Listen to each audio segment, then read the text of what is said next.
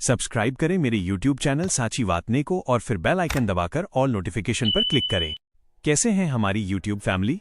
कभी सोचा है कि मंदिर में हम जो लड्डू, पेड़े या फल चढ़ाते हैं, पुजारी तुरंत हमें वो प्रसाद के रूप में वापस दे देते हैं।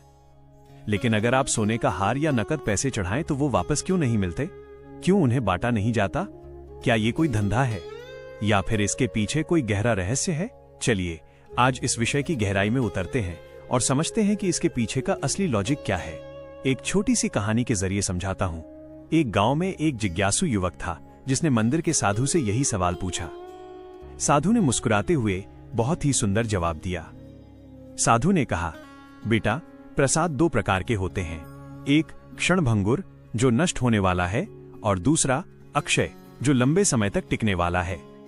खाद्य पदार्थ जैसे मिठाई या फल अगर उन्हें तुरंत नहीं बांटा गया तो वे खराब हो जाएंगे। उनका उद्देश्य यह है कि भगवान को भोग लगाने के बाद वे भक्तों के पेट में जाएं और उनकी भूख शांत हो, यानी वे शरीर का पोषण करते हैं। सोने चांदी और पैसों का क्या? अब बात आती है सोने, चांदी और धन की। साधु ने समझाया कि बेटा, ये धन किसी एक व्यक्ति की भूख मिटाने के लिए नहीं बल्कि पूरे समाज की व्यवस्था चलाने के लिए है।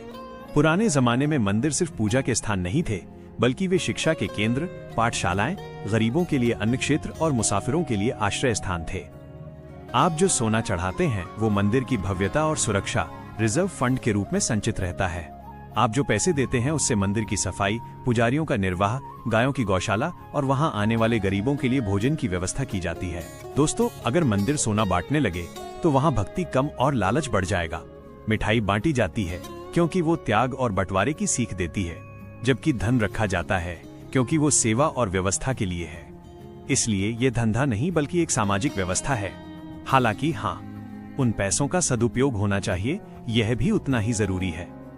तो अब जब भी आप मंदिर में दान दें तब याद रखिएगा कि आपकी एक छोटी सी भेंट किसी की शिक्षा या किसी के भोजन में मददगार साबित हो रही है। इस विषय पर आपकी क्या राय है? कमेंट में जरूर बताइएगा।